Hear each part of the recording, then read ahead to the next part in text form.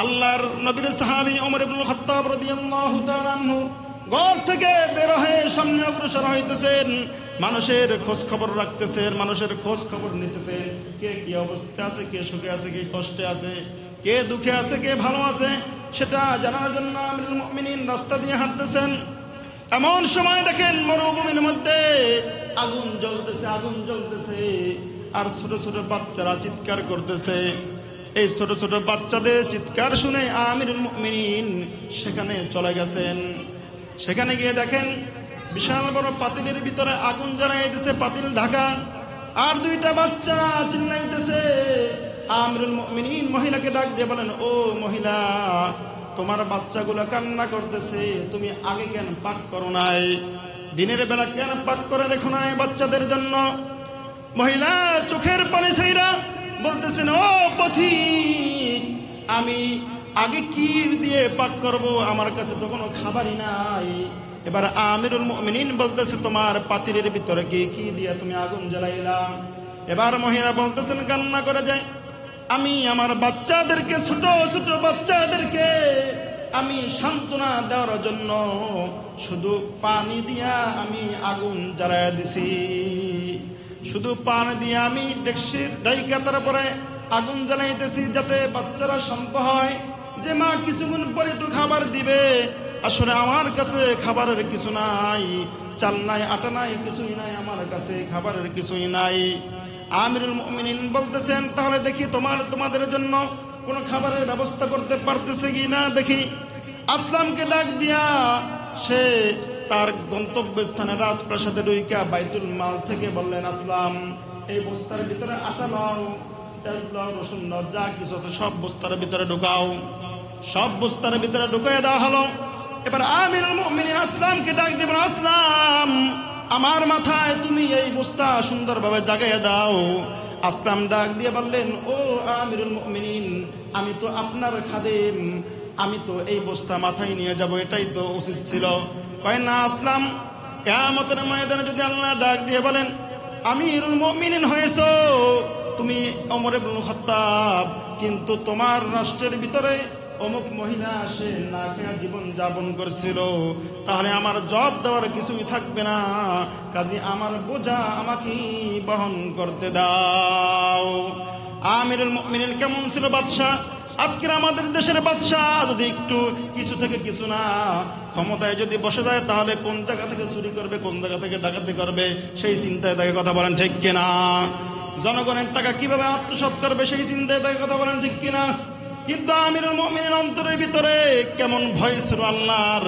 এই আমিরুল মুমিনিন খলিফাতুল মুসলিমিন, তিনি মাথায় কইরা, মাথায় বস্তা নিয়া ওই মহিলার সামনে চলে গেল। এরপরে সে বস্তা খুইলা আটা বের করে দিলেন, বললেন, মা, আপনি এবার রুটি বানাই আপনার বাচ্চাদেরকে খাওয়ান। রুটি বানানো হয়ে গেল। এবার দুই বাচ্চাকে দুই হাঁটুর উপরে বসাইয়া এবার বলতেছেন যে তোমরা রুটি খাও।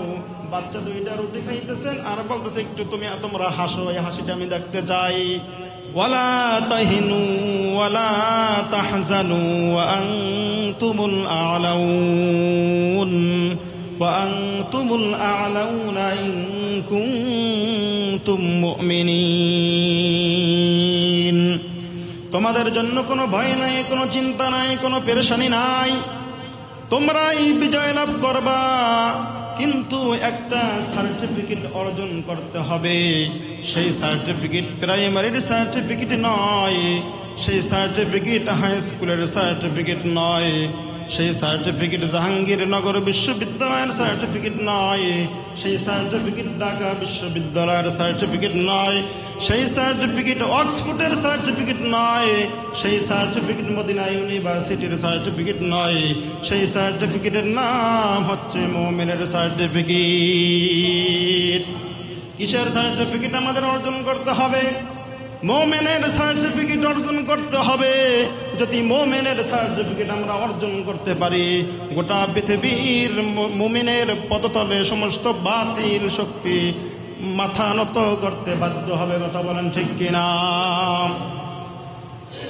আমিরুল মুমিনিন খলিফাতুল মুসলিমিন ওমর ইবনুল খাত্তাব রাদিয়াল্লাহু তাআলা আনহুর রাজপ্রাসাদে রোমের বাদশা এসে একবার আমিরুল মুমিনিনকে তালাশ করতেছেন, অনুসন্ধান করতেছেন, খোঁজ খবর নিতেছেন, কিন্তু আমিরুল মুমিনিনকে তার রাজপ্রাসাদে খুঁজে পায় না।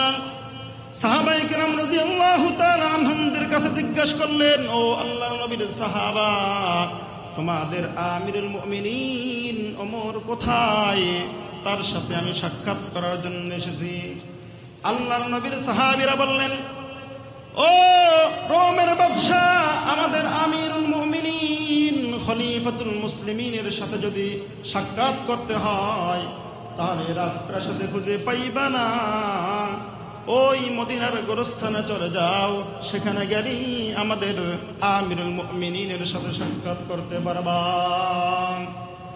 রোমের বাদশা সাথে সঙ্গীদেরকে নিয়ে মদিনার গোরস্থানে গিয়া মদিনার গোরস্থানের দিকে তাকাইয়া দেখতেছেন সিরা পোশাক পরিহিত অবস্থায় একজন আল্লাহর বান্দা আল্লাহর দরবারে হাত উঠে বলতেছেন, আল্লাহ, এই জমিনের ভিতরে যত মানুষ বসবাস করেন সবচেয়ে আমি নিকৃষ্ট, আমার চেয়ে নিকৃষ্ট মানুষ আর দুনিয়ায় নাই। ফোফাইয়া ফোফাইয়া কান্না করতেছেন। এই দৃশ্য দেখে রোমের বাদশা সাহাবায়ে কেরামদেরকে বললেন, এই ব্যক্তি নাকি তোমাদের আমিরুল মুমিনিন? কিভাবে এই ব্যক্তি সাধারণ একজন ব্যক্তি তোমাদের আমির হয়? যখন এই কথাটা বলল, আমিরুল মুমিনিন ওমর ইবনুল খাত্তাব রাদিয়াল্লাহু তাআলা আনহু শুধু টেরা চোখে একবার তাকাইছেন রোমের বাদশার দিকে। যখন টেরা চোখে একবার রোমের বাদশার দিকে তাকাইছেন, রোমের বাদশার শরীরে কম্পন শুরু হয়ে গেছে, কাঁপতে কাঁপতে জমিনে এসে বেহুশ হয়ে গেছে।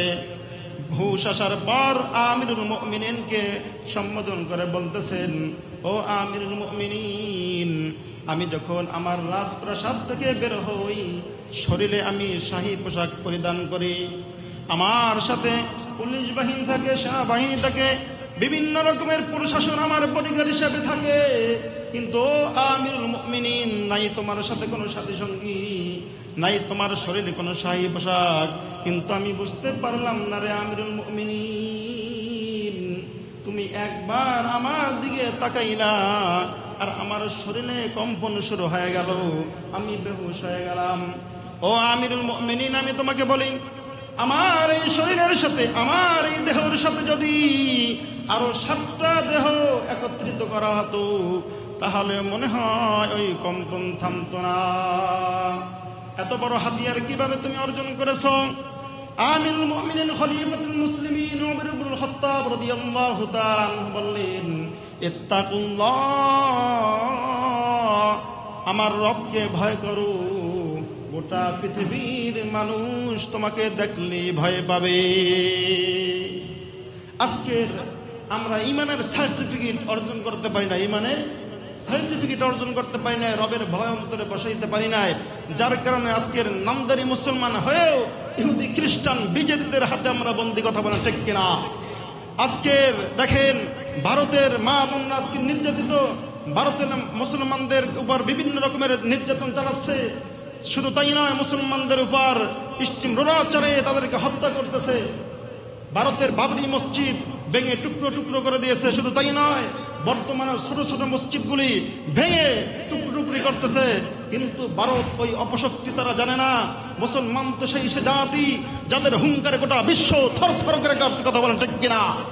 আমরা যদি ইমানি শক্তি আবার অর্জন করতে পারি, ইমানের বলে বলিয়ান হয়ে যদি আবার আমরা হুঙ্কার ছাড়তে পারি, বাতিল অপশক্তি গোটা পৃথিবীর থেকে উৎখাত হতে বাধ্য হবে। কথা বলেন ঠিক কিনা? এজন্য ভাই আমাদের একটা সার্টিফিকেট অর্জন করতে হবে। কয়টা? একটা সার্টিফিকেট অর্জন করতে হবে, মুমিনের সার্টিফিকেট। রবকে ভয় করতে হবে, রবের ভয় অন্তরে বসাতে হবে। আল্লাহর নবীর সাহাবাদের দিকে তাকান, আল্লাহ তাআলার সাথে সম্পর্ক ছিল, তাআল্লুক মা আল্লাহ ছিল, রবকে ভয় করত, ইমানের সার্টিফিকেট অর্জন করেছিল, যার কারণে বনের হিংস্র প্রাণীও তাদের কথা শুনতে বাধ্য হয়েছেন। আল্লাহর নবীর সাহাবী হযরত সাদ বিন ওয়াক্কাস রাদিয়াল্লাহু তাআলা আনহু সাথে সঙ্গীদেরকে নিয়ে দাওয়াতের কালিমার পতাকা উত্তোলন করার জন্য সামনে অগ্রসর হলেন। হাঁটতে হাঁটতে রাত্র হয়ে গেল। ইহুদিদেরকে কাছে জিজ্ঞাসা করলেন, তোমাদের এলাকায় আমাদেরকে একটু বসবাস করার জন্য, থাকার জন্য একটু স্থান দেওয়া যাবে কিনা? ইহুদিরা মনে মনে ভাবলেন, মুসলমানদের বিরুদ্ধে বহু লড়াই করেছি, কিন্তু সামনাসামনি তাদের সাথে মোকাবেলা করে আমরা সক্ষম হই না, পারি নাই, কিন্তু আজকের তাদেরকে এমন প্রাণীদের খাদ্য হিসেবে বানাইয়া দিব তারা কল্পনাও করতে পারবে না। ইহুদিরা বললেন, তাহলে শোনো, তোমরা থাকার স্থান চাও, রাত্রে থাকার স্থান চাও, তাই নাকি? কয় হ্যাঁ। কয় সামনে যাও, সামনে গিয়ে দেখবা তোমাদের সুন্দর স্থান আছে, থাকার স্থান আছে, বসবাস করার স্থান পাইবা। সাহাবায়ে কেরাম রাদিয়াল্লাহু তাআলা আনহুমগণ সামনে অগ্রসর হয়ে দেখেন আফ্রিকার ভূখণ্ড, বিশাল বড় জঙ্গল দেখে ওখানেই অবস্থান করলেন। কিন্তু আল্লাহর নবীর সাহাবীরা, অন্য সাহাবীরা আমিরুল মুমিনিন খলিফাতুল মুসলিমিনকে বললেন, হে আমিরুল মুমিনিন সাদ বিন আবি ওয়াক্কাস, আমরা যে স্থানে অবস্থান করেছি এই স্থানের মাটির নিচে, মাটির উপরে হিংস্র প্রাণী আমাদেরকে খেয়ে ফেলবে। কয় তাই নাকি? কয় হ্যাঁ। কয় তাহলে একটু তোমরা সবর করো, ধৈর্য ধরো। আমিরুল মুমিনিন সাদ বিন আবি ওয়াক্কাস রাদিয়াল্লাহু তাআলা আনহু একটি উঁচা জায়গার উপরে দাঁড়িয়ে বললেন, ইয়া আইয়াতুহাল হাশারাত والسباح نحن أصحاب رسول الله صلى الله عليه وسلم। হে জঙ্গলের হিংস্র প্রাণীরা, আমরা আল্লাহর নবীর সাহাবী, আমরা দিন কায়েম করার জন্য, কালিমার পতাকা উত্তোলন করার জন্য আমরা এখানে অবস্থান করেছি। এই জঙ্গল ছেড়ে তোমরা অন্য কোথায় এক রাত্রির জন্য চলে যাও। কিন্তু জঙ্গলের জঙ্গলি প্রাণীরা, তারা জঙ্গলি মানুষরা একে অপরকে বলাবলি শুরু করলেন। মানুষের কথা কি জঙ্গলের হিংস্র প্রাণী শোনে কি? কিন্তু কিছুক্ষণ পর দেখলো বাঘের কাতারে বাঘ, হাতির কাতারে হাতি, সিংহের কাতারে সিংহ, সাপের কাতারে সাপ, তারা জঙ্গল ছেড়ে অন্যত্র চলে যাইতেছেন। যখন বাঘ সামনে দিয়ে রাস্তা দিয়ে চলে যাইতেছেন, হেঁটে হেঁটে যাইতেছেন, আল্লাহর নবীর সাহাবী হযরতে সাফিনা রাদিয়াল্লাহু তাআলা আনহার সাথে সাক্ষাৎ। আল্লাহর নবীর সাহাবী হযরতে সাফিনা রাদিয়াল্লাহু তাআলা আনহু, তিনি সাহাবায়ে কেরামদের মাল, যেই মাল পরা থাকতো, ওই মাল টুকায় টুকায় দুই কাঁধে বহন করে তারপরে নিয়ে আসতো। সবার শেষে আসতো যে স্থান থেকে সাহাবায়ে কেরাম আসতো, ওই স্থান সব কিছু সুন্দরভাবে খুঁজা তারপরে পরে আসতো যে কোনো সাহাবায়ে কেরামদের কোনো মাল পত্র পরে রয়েছে কিনা। হযরত সাফিনা রাদিয়াল্লাহু তাআলা আনহু সর্বশেষে যখন মাল দুই কাঁধে বহন করে আসতেছেন, এমন সময় বাঘের সাথে সাক্ষাৎ। বাঘ মানুষকে খায়, বাঘ দেখলে মানুষ ভয় পায়, বাঘ দেখলে মানুষ দৌড়ায়। কিন্তু সাফিনা রাদিয়াল্লাহু তাআলা আনহুর অন্তরে ছিল আল্লাহর ভয়, যার কারণে বাঘ সাফিনাকে খায় নাই।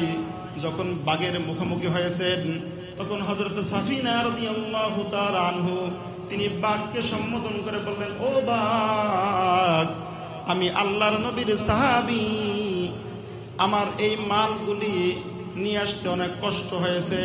মালগুলি টোকান না, যেই মালগুলি ফালাইয়া রেখে আসছিল সাহাবায়ে কেরাম, ওই মালগুলি আমি দুই কাঁধে বহন করে আস্তে আস্তে নিয়ে যাইতেছি। সাবধান, আমার শরীরে আমাকে একাকী পায় আমার উপর আক্রমণ কইরো না। বাঘ সে যখন সামনে আসতেছিল, কাছাকাছি আসছে, কাছাকাছি এসে এবার বাঘ আবার ল্যাঞ্জা পিছনে ফিরাই দিছে, আবার মাথা সামনে দিয়া ল্যাঞ্জা লড়ায় আর বলতেছেন, ল্যাঞ্জা লড়ায় আর বুঝাইতেছেন সাফিনাকে, ও সাফিনা, আমি তোমাকে খাওয়া তো দূরের কথা, আমি বাঘ তোমাকে রাহাবারি কইরা, তোমাকে পাহারা দিয়া তোমার সাথীদের নিকট পৌঁছাই দিব।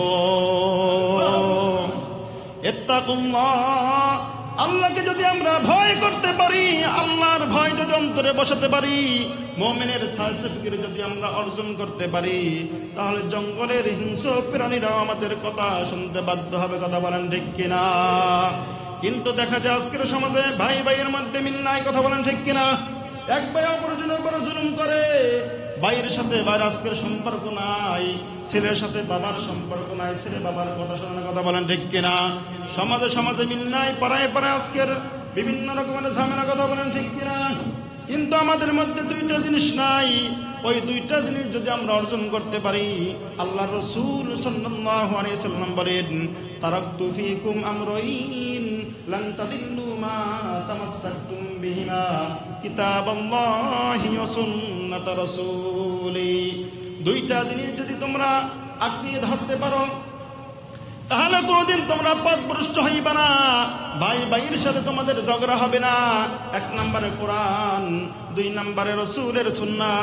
যদি কোরআন এবং সুন্নাহর উপরে যদি তোমরা আমল করতে পারো, কোরআন সুন্নাহকে সামনে রেখে যদি তোমরা কদম ফেলাইতে পারো, তাহলে তোমরা সাহাবায়ে কেরামদের মতন দামি হয়ে যাইবা। আজকের আমাদের সুন্নাহর উপর আমল নাই। আল্লাহ রাসূল সাল্লাল্লাহু আলাইহি সাল্লাম ভাইয়ের সাথে কিভাবে আচরণ করার জন্য বলছে সেই খবর আমাদের নাই, সেই জ্ঞান আমাদের নাই। কোরআনের ভিতরে আমাদেরকে যা বলা হয়েছে সেটা আমরা মানি না, যার কারণে আজকের আমাদের মধ্যে দ্বন্দ্ব, আজকের আমাদের মধ্যে ভেজাল, আমাদের মধ্যে জামের কথা বলেন ঠিক কিনা? অথচ আল্লাহ তাআলা 19 পারার ভিতরে বলেন, ওয়াইবাদুর রহমানিল্লাযীনা ইয়ামশুনা আলাল আরদি হাওনা ওয়া ইযা খাতাবাহুমুল জাহিলুনা ক্বালু সালামা। আল্লাহ বলেন, আমার যারা প্রিয় বান্দা, প্রিয় মাহবুব বান্দা, আমার বান্দা জমিন দিয়ে যখন চলাফেরা করে, জমিনও টের পায় না। বাইরের সাথে দ্বন্দ্ব তো দূরের কথা, এক এলাকার মানুষের সাথে দ্বন্দ্ব তো দূরের কথা, আমার প্রিয় বান্দা মাহবুব বান্দা যারা জমিনের উপর দিয়ে চলাফেরা করে, জমিনও টের পায় না। যখন বকট্ট লোকেরা গালিগালাজ করে, খারাপ কথা, কটু কথা বলে, তখন সে বলে ক্বালু সালামা, আমি তোমার উপর শান্তি বর্ষিত হোক, আমি চলে যাই, তুমি তোমার স্থানে থাকো। কিন্তু আজকের ভাই কোরআনের সেই জ্ঞান আমাদের মধ্যে নাই, রাসূলের সেই সুন্নাহর জ্ঞান আমাদের মধ্যে নাই, আর থাকলেও আমল নাই। কথা বলেন ঠিক কিনা? যার কারণে আজকের আমাদের মধ্যে মিল মহব্বত নাই। কথা বলেন ঠিক কিনা? যদি আমরা আল্লাহকে ভয় করতে পারি, রাসূলের সুন্নাহ আমাদের সাড়ে তিন হাত বডির ভিতরে সাজাইতে পারি, তাহলে আবারও সেই যেই মুসলমানরা হুঙ্কার দিয়েছে আর বাতিল অপশক্তি দূরীভূত হয়ে গেছে। কথা বলেন ঠিক কিনা? আবারও সেইভাবেই হবে যদি আমরা আল্লাহর ভয় অন্তরে বসাইতে পারি। আল্লাহর ভয় যদি অন্তরে বসাইতে পারি, তাহলে আবারও সেইভাবেই আমরা বাতিলের সাথে মোকাবেলা করতে পারবো। কথা বলেন ঠিক কিনা? কিন্তু আজকের ইমানের সার্টিফিকেট আমাদের মধ্যে নাই, ইমানের সার্টিফিকেট আমাদের মধ্যে নাই, আল্লাহর ভয় আমাদের মধ্যে নাই। আমিরুল মুমিনিন খলিফাতুল মুসলিমিন ওমর ইবনুল খাত্তাব রাদিয়াল্লাহু তাআলা আনহু অর্ধ পৃথিবীর বাদশা ছিল, অর্ধেক পৃথিবীটার সে শাসন করেছেন। এই আমিরুল মুমিনিন খলিফাতুল মুসলিমিন, রাতের বেলা সবাই ঘুমায়, কিন্তু আমিরুল মুমিনিন যখন বালিশে মাথা দেয়, তখন তার চোখে ঘুম আসে না। কারণ ময়দানে মাহাশরে যদি আল্লাহ জিজ্ঞাসা করে, ও আমিরুল মুমিনিন ওমর, তোমাকে আমি অর্ধেক পৃথিবীর বাদশা বানাইছিলাম, অর্ধেক পৃথিবীর তুমি শাসন করেছো, রাজত্ব করেছো, কিন্তু তোমার অমুক মানুষ কষ্টে ছিল, আমার অমুক এক বান্দা সে কষ্টের মধ্যে ছিল, আমার অমুক এক বান্দি সে কষ্টের মধ্যে ছিল, তুমি খোঁজ খবর নাও নাই। এই আমিরুল মুমিনিন খলিফাতুল মুসলিমিন সবাই যখন গভীর রজনীতে ঘুমায়, আমিরুল মুমিনের চোখে ঘুম আসে না। গোলামকে ডাক দিয়ে আসলামকে ডাক দেবেন, আসলাম চলো, আমরা ঘুম বিসর্জন করে, ঘুমকে উপেক্ষা করে, ঘুমকে পিছনে ফেলায় রাইখা মানুষের উপকারার্থে আমরা ঘর থেকে বের হয়ে যাই। চলো, আল্লাহর নবীর সাহাবী ওমর ইবনুল খাত্তাব রাদিয়াল্লাহু তাআলা আনহু ঘর থেকে বের হয়ে সামনে অগ্রসর হইতেছেন, মানুষের খোঁজ খবর রাখতেছেন, মানুষের খোঁজ খবর নিতেছেন, কে কি অবস্থা আছে, কে সুখে আছে, কে কষ্টে আছে, কে দুঃখে আছে, কে ভালো আছে, সেটা জানার জন্য আমিরুল মুমিনিন রাস্তা দিয়ে হাঁটতেছেন। এমন সময় দেখেন মরুভূমির মধ্যে আগুন জ্বলতেছে, আর ছোট ছোট বাচ্চারা চিৎকার করতেছে। এই ছোট ছোট বাচ্চাদের চিৎকার শুনে আমিরুল মুমিনিন সেখানে চলে গেছেন। সেখানে গিয়ে দেখেন বিশাল বড় পাতিলের ভিতরে আগুন জ্বালাই দিছে, পাতিল ঢাকা, আর দুইটা বাচ্চা চিল্লাইতেছে। আমিরুল মুমিনিন মহিলাকে ডাক দিয়ে বলেন, ও মহিলা, তোমার বাচ্চাগুলো কান্না করতেছে, তুমি আগে কেন পাক করো নাই? দিনের বেলা কেন পাক করে দেখো নাই বাচ্চাদের জন্য? মহিলা চোখের পানি ছাইরা বলতেছেন, ও পথিক, আমি আগে কি দিয়ে পাক করব, আমার কাছে তো কোনো খাবারই নাই। এবার আমিরুল মুমিনিন বলতেছে, তোমার পাতিলের ভিতরে কি দিয়ে তুমি আগুন জ্বালাইলা? এবার মহিলা বলতেছেন, কান্না করে যায়, আমি আমার বাচ্চাদেরকে, ছোট ছোট বাচ্চাদেরকে আমি সান্ত্বনা দেওয়ার জন্য শুধু পানি দিয়া আমি আগুন জ্বালাইয়া দিছি। শুধু পানি দিয়ে আমি ডেকসির ডাইকা তারপরে আগুন জ্বালাইতেছি, যাতে বাচ্চারা শান্ত হয় যে মা কিছুক্ষণ পরে তো খাবার দিবে। আসলে আমার কাছে খাবারের কিছু নাই, চাল নাই, আটা নাই, কিছুই নাই, আমার কাছে খাবারের কিছুই নাই। আমিরুল মুমিনিন বলতেছেন, তাহলে দেখি তোমাদের জন্য কোন খাবারের ব্যবস্থা করতে পারতেছে কি না দেখি। আসলামকে ডাক দিয়া সে তার গন্তব্যস্থানে রাজপ্রাসাদে রুইকা বাইতুল মাল থেকে বললেন, আসলাম এই বস্তার ভিতরে আটা নাও, পেঁয়াজ নাও, রসুন নাও, যা কিছু আছে সব বস্তার ভিতরে ঢুকাও। সব বস্তার ভিতরে ঢুকিয়ে দেওয়া হলো।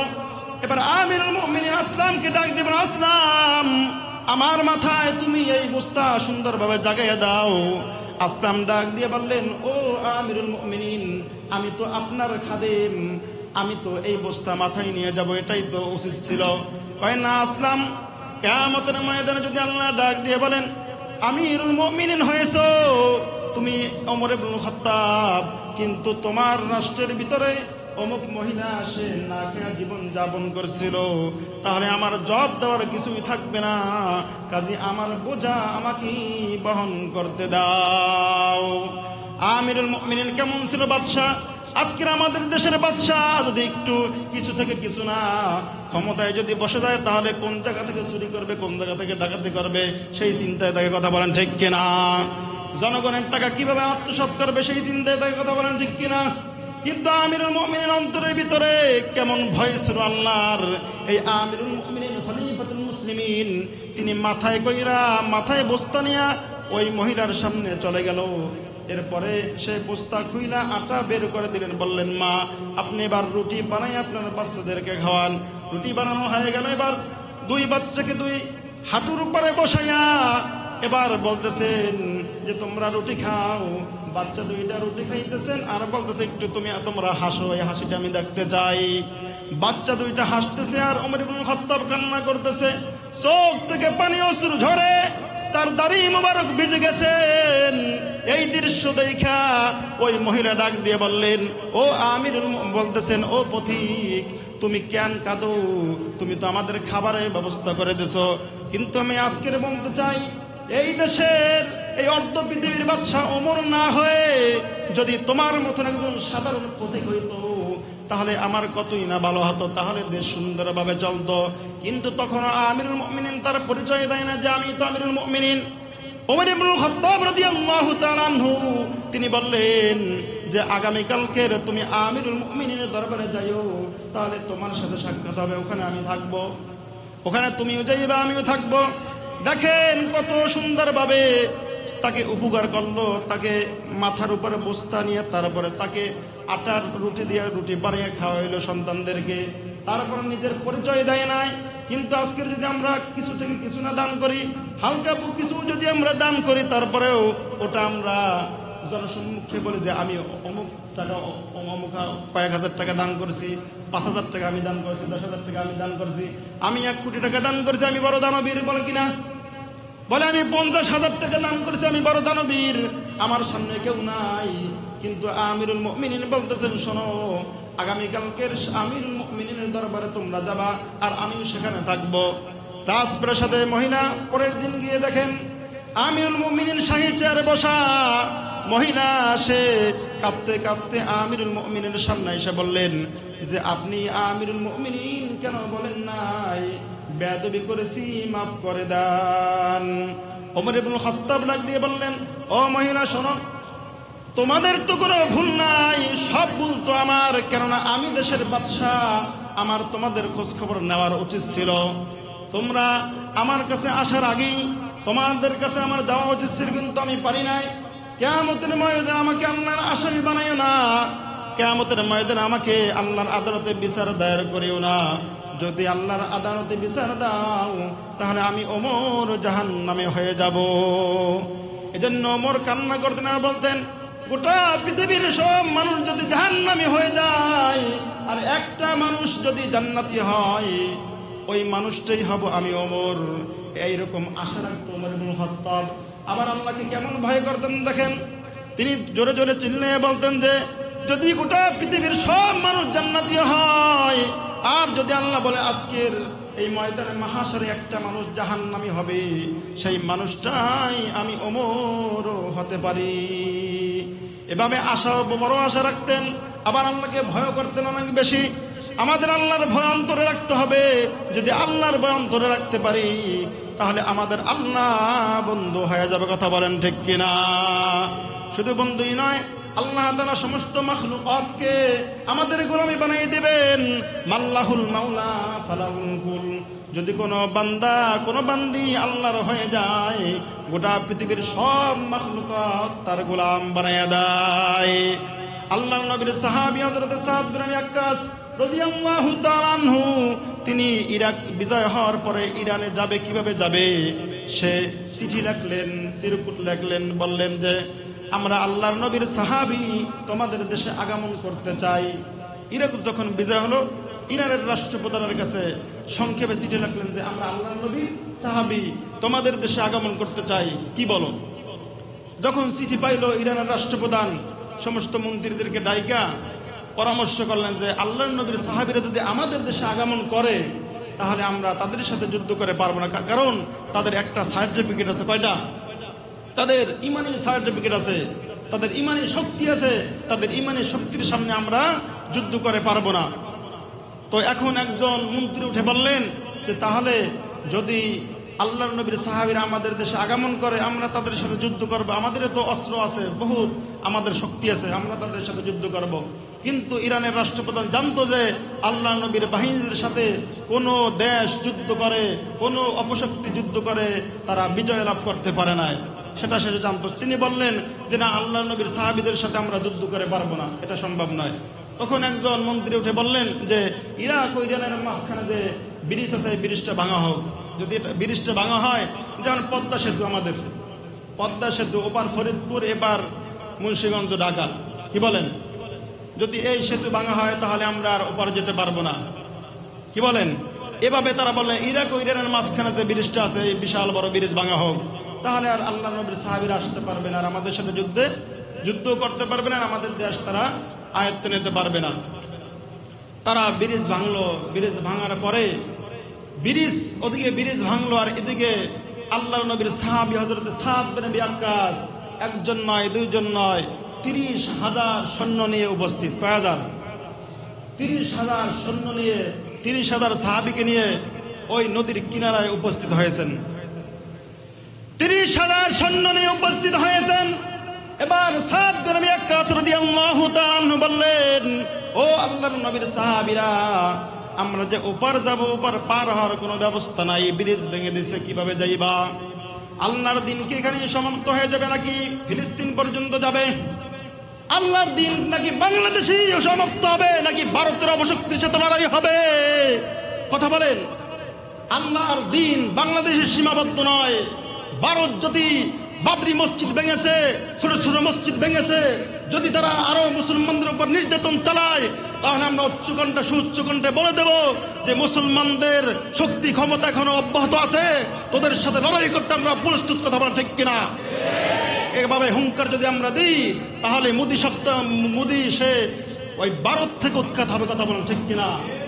মুসলমানদের সাথে আমরা হাতে হাত মিলে, কাঁধে কাঁধ মিলে যদি আমরা কাজ করি, অপশক্তি পৃথিবীর জমিন থেকে উৎখাত হয়ে যাবে। কথা বলেন ঠিক কিনা?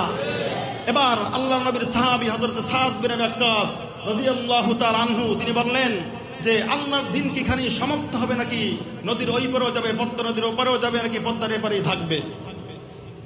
তিনি বলতেছেন এপারেই থাকবে নাকি ওপারেও যাবে?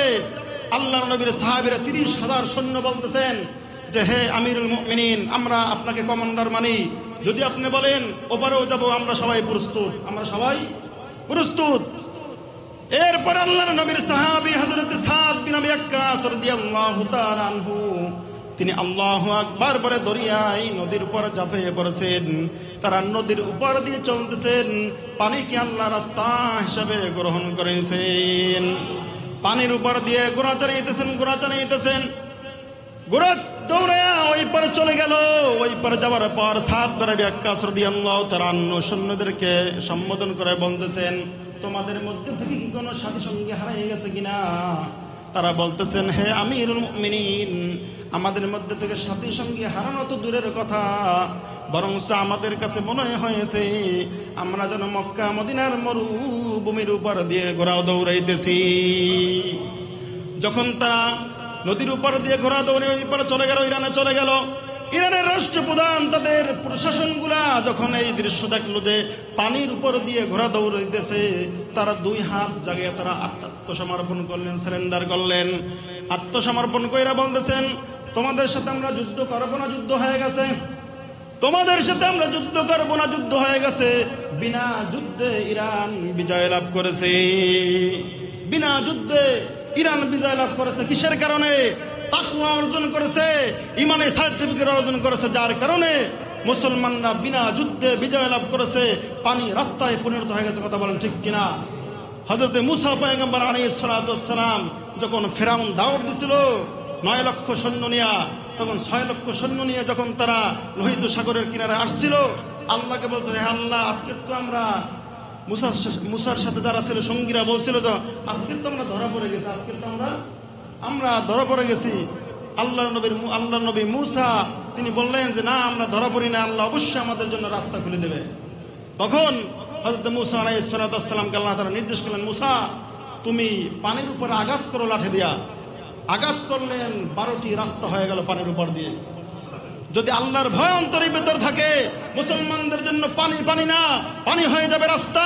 সেই বিমান না, বিমান হয়ে যাবে ধ্বংস। কথা বলেন ঠিক কিনা? এই যে পাকিস্তান যুদ্ধ করতেছে ভারতের সাথে, দেখছেন না 5টা বিমান ধ্বংস করে দিয়েছে। যদি মুসলমানরা ইমানে শক্তি, আফগানিস্তানের মতন তালেবানদের মতন ইমানে শক্তি যদি নিয়ে তারা কাজ করে, কোনো মুসলমান কোনো অপশক্তি মুসলমানদের সাথে যুদ্ধ করে বিজয় লাভ করতে পারবে না। কথা বলেন ঠিক কিনা? বিনা যুদ্ধে সব বিজয় হয়ে যাবে। কথা বলেন ঠিক কিনা? বিজয় হবে রে, বিজয় হবে, মুসলিম জাতির বিজয় হবে। বিজয় হবে রে, বিজয় হবে, মুসলিম জাতির বিজয় হবে। থাকতে সময় দানে, থাকতে সময় চলো ময়দানে, উড়িয়ে দিতে হবে ওদের দরে। বিজয় হবে রে, বিজয় হবে, 3 দেশের বিজয় হবে। কথা বলেন ঠিক কিনা? বিজয় হবে রে, বিজয় হবে, বাইতুল আকসার বিজয় হবে। মুমিন মুসলমান মিলে সবাই এক তাবুতে ঢোকো সবাই। মুমিন মুসলমান মিলে সবাই এক তাবুতে ঢোকো সবাই।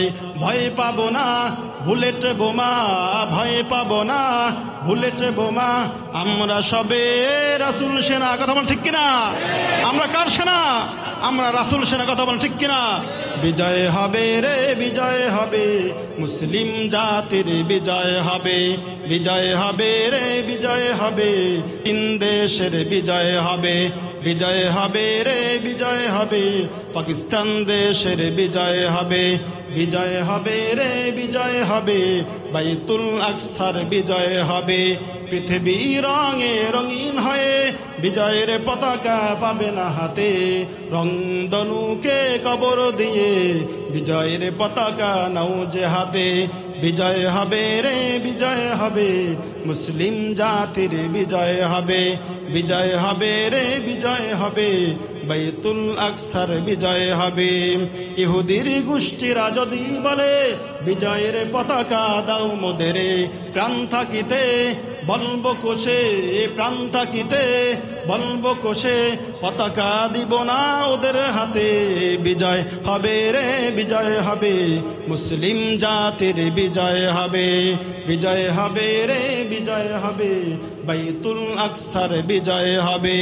বাইতুল আকসার সৈনিকেরা ঘুমিয়ে আসো কেন সারা দাও না। বাইতুল আকসার সৈনিকেরা ঘুমিয়ে আছো কেন সারা দাও না? ইহুদির গোষ্ঠীরা করেছে তারা মুসলিম জাতি দিশে হারা। রক্ত দিয়েও হাল জীবন চলেও গেলে, রক্ত দিয়েও হাল জীবন চলেও গেলে, বাইতুল আকসা করব বিজয়, বিজয় হবে রে বিজয় হবে, মুসলিম জাতির বিজয় হবে। কথা বলেন ঠিক কিনা? মুসলমান যদি ইমানের বলে বলিয়ান হয়ে হুঙ্কার ছাড়ে, পৃথিবীর সমস্ত অপশক্তি পৃথিবীর জমিন থেকে আটলান্টিক মহাসাগরে যাইতে বাধ্য হবে। কথা বলেন ঠিক কিনা? এই আমরা ইন্টারনেটে গতকালকে দেখেছি, ভারতে হিন্দুরা আজকের মুসলমানদের সেই আমাদের কলিজার টুকরা কালিমাকে তারা পা দিয়া তারা পিষতেছে। দেখছেন কিনা আপনারা কেউ? এই গতকালকের কথা, ভারতে কালিমা, যেই কালিমা আমাদের প্রাণ, লা ইলাহা ইল্লাল্লাহ, আমাদের আল্লাহ এবং আল্লাহ রাসূল প্রাণ, সেই কালিমাকে ভারত আজকের পা দ্বারা পিষতেছে, আজকের তারা অবমাননা করতেছে। কালিমা লা ইলাহা ইল্লাল্লাহকে যদি কেউ অবমাননা করে, তাদেরকে উচিত জবাব দিতে কে কাজে হাত উঠে দেখায়। আল্লাহ কবুল করে বলুন আমিন। আল্লাহ আমাদের সকলকে রসুলের মুজাহিদ হিসাবে কবুল মঞ্জুর করুক, রসুলের জন্য জীবন দেওয়ার তৌফিক দান করুক, বলুন আমিন। ওয়া মা আলাইনা ইল্লাল বালাগ।